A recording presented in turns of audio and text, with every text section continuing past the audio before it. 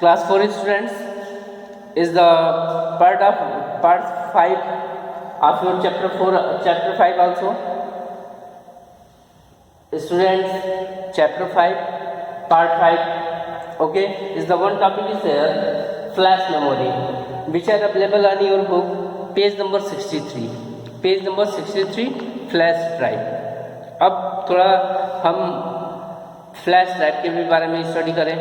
अभी तो हमने अपने सेकेंड वीडियो में, थर्ड वीडियो में मेमोरी के बारे में, सेकेंड वीडियो में भी मेमोरी के बारे में स्टडी किया, थर्ड वीडियो में उनके टाइप्स के बारे में स्टडी किया, फोर्थ वीडियो में हमने आपको रोम के बारे में स्टडी कराया,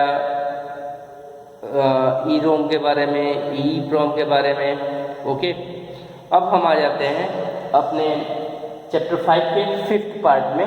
ठीक है, our topic is flash memory. ये फ्लैश मेमोरी क्या होती है, क्या वर्क करती है, is the available on your page number 63.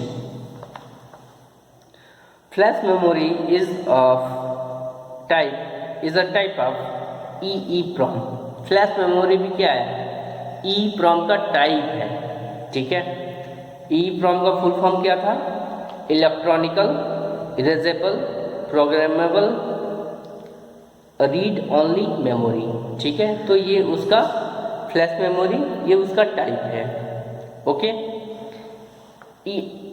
A kind of memory that retains data in the absence of a paper supply. जैसे जब पेपर सप्लाई, अगर प्रिंटर में हमने कुछ डाल रखा है, ठीक है, अगर हम प्रिंट आउट ले रहे हैं, अगर पेपर हट गया, पेपर सप्लाई बंद हो गई, तो क्या करता है, ये उसको स्टॉप कर देता है, बट ये उसको सेव रखता है. ठीक है, अगर आपने प्रिंटर पे, अगर आपको 10 पेजेस चाहिए, आपने 10 पेजेस क्लिक कर दिए हैं, ठीक है, तो वो कंटिन्यू 10 पेजेस आपको दे देगा प्रिंट आउट करके, हार्ड कॉपी करके. ठीक है, बट इन द केस आपके 4 पेज पे जाके पेपर ख़त्म हो गया या इलेक्ट्रिसिटी चली गई, तो उस कंडीशन में क्या करेगा, आपके डाटा को सेव कर लेगा. ठीक है, और आपके जो इंस्ट्रक्शन दिए हुए हैं प्रिंटर पे, उसको ये सेव रखेगा. ठीक है, जैसे आप पेपर लगाओगे या जैसे ही आपकी इलेक्ट्रिसिटी चली जाएगी, ठीक है, ये फिर से वो जो कॉपीज़ बचे हुए हैं, जैसे आपको 4 कॉपीज़ या 5 कॉपीज़ मिल चुके हैं, तो जो 5 कॉपीज़ या 6 कॉपीज़ बचे हुए हैं, वो उनको फिर से वो प्रिंट आउट कर देगा. अंडरस्टैंड, ये वर्क होता है हमारे फ्लैश मेमोरी का. इसको एक बार फिर से ध्यान से आप देखिए. That is the page number 63 is in your book, chapter 5. Flash memory is the type of EEPROM. Flash memory हमारे EEPROM का ही टाइप है. A kind of memory that retains data in the absence of the power supply. ये data को retains कर देता है. जब power supply में डिस्टर्बेंस होती है तो डाटा को रिटेन्स कर देता है. It is faster than EEPROM. ये जो फ्लैश मेमोरी है ना, ये थोड़ा EEPROM से, ठीक है, ये इलेक्ट्रिकली जो, जैसे कि आपने अभी EEPROM में पढ़ा था, ये इलेक्ट्रॉनिक को भी ये जो पॉइंट्स होते हैं उसको ये रीड करती है. ठीक है, तो सेम एज ये फास्टर है, EEPROM से ये फास्टर है. EEPROM because data is erased in blocks instead of the 1 byte at a time. जैसा कि मैंने आपको EEPROM में बताया था कि जैसे आपका स्विच ऑफ होता है या लाइट चली जाती है, ठीक है, तो वो हर टाइम पे एट अ 1 टाइम 1 बाइट वो इरेज करता है. सारे आपके फाइल्स को इरेज नहीं कर देगा, सारे आपके डाटा को इरेज नहीं कर देगा, बट वो 1 बाइट को इरेज करता रहता है. ठीक है, it can retain data for a longer period of time. और ये आपका जो फ्लैश मेमोरी है, ये एक लंबे समय तक, एक लॉन्ग पीरियड तक आपके डाटा को सेव रखता है. Understand, it is most commonly use in digital cameras. आपने अपने घरों में कैमराज, आपके घरों में डिजिटल कैमराज होंगे या आपने डिजिटल कैमराज देखे होंगे, तो ये क्या करता है, डिजिटल कैमराज जैसे वो सेव रखते हैं ना, वो उस तरीके से आपके डाटा को सेव रखता है. Understand, okay. एक चिप टाइप का आपके बुक में पेज नंबर 63 पे ब्लैक कलर का चिप टाइप का दे रखा है, that is called the flash memory. इसको हम फ्लैश मेमोरी के नाम से जानते हैं। ठीक है, अब स्टूडेंट थोड़ा एक बहुत ही बढ़िया सा पॉइंट है, एक वेरी इंपॉर्टेंट पॉइंट है आपके बुक का, लेटर रिवाइज। ठीक है, ये लेटर रिवाइज भी हम आपको एक्सप्लेन करते हैं। Please look in your book very carefully and watch the video very carefully and listen to me. Let's revise. A computer store data in the form of 0 and 1। जैसा कि हमने बताया था ना कि कंप्यूटर को ABCD नहीं पता, 1 2 3 4 नहीं पता, वो क्या जानता है, सिर्फ और सिर्फ मशीन लैंग्वेज जानता है। मशीन लैंग्वेज किस फॉर्मेट में होती है, 0 और 1 के फॉर्मेट में होती है, 0 और 1 के फॉर्मेट में होती है। ठीक है, 0 and second point, 0 and 1 are known as the binary digit, और इसको हम किस डिजिट के भी नाम से जानते हैं, बाइनरी डिजिट के नाम से जानते हैं। अंडरस्टैंड? वेट, हम इसको बाइनरी डिजिट के नाम से जानते हैं। 0 और 1 को मशीन लैंग्वेज होता है जिसमें हमारा सारा का सारा डाटा कन्वर्ट होता है, तभी हमें कंप्यूटर हमारा शो करता है, और इसको हम बाइनरी डिजिट के नाम से जानते हैं। BINARY binary, DIGITS binary digits के नाम से हम जानते हैं 0 और 1 को।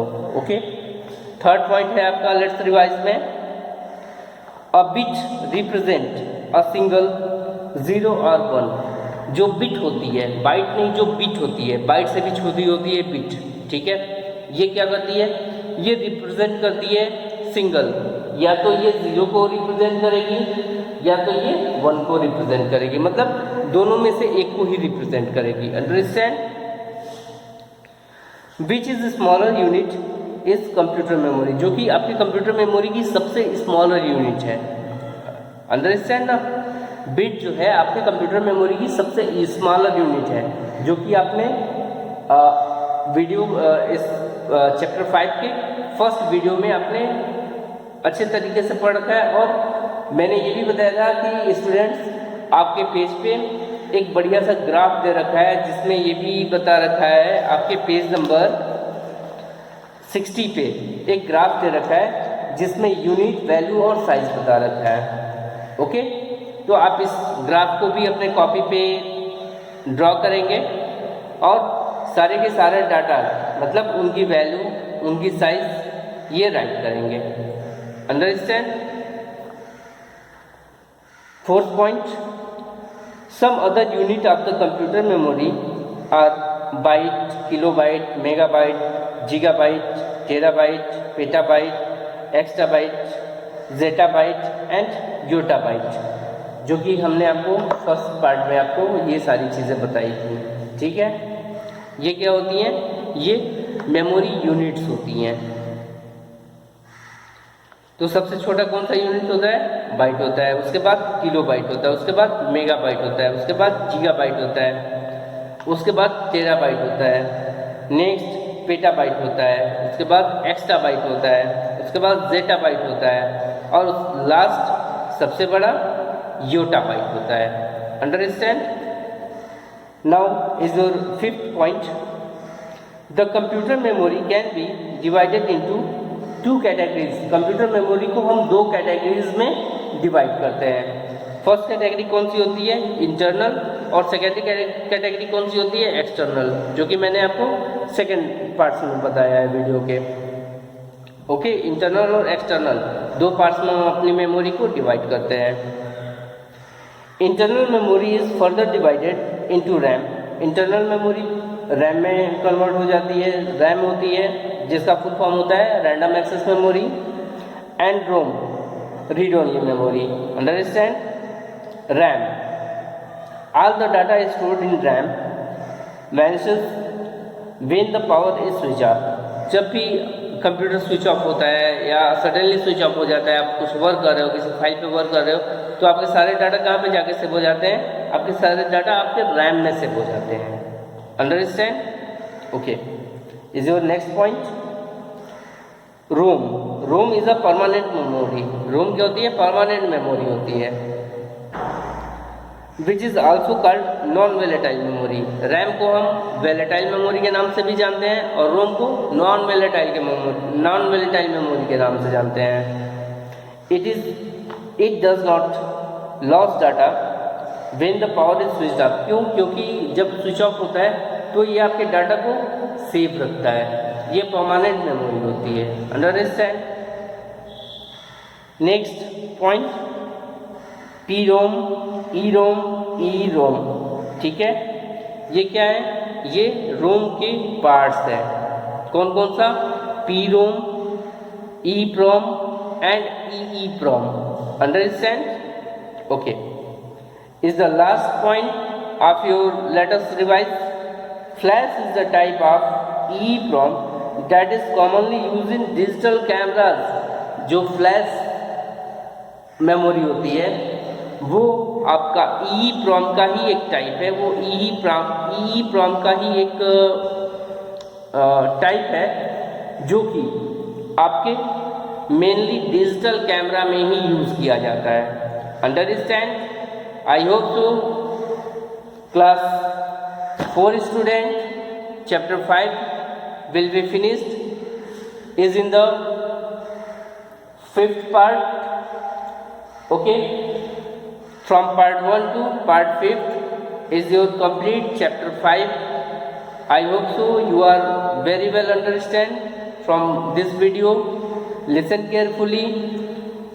when are you listen this video, then you are just open your book, page number chapter 5, okay, and read line by line, because I am just explain from 1st to 5th video line by line। okay, so you are just read carefully, listen carefully this video, and I hope so all of you understand। okay, thank you।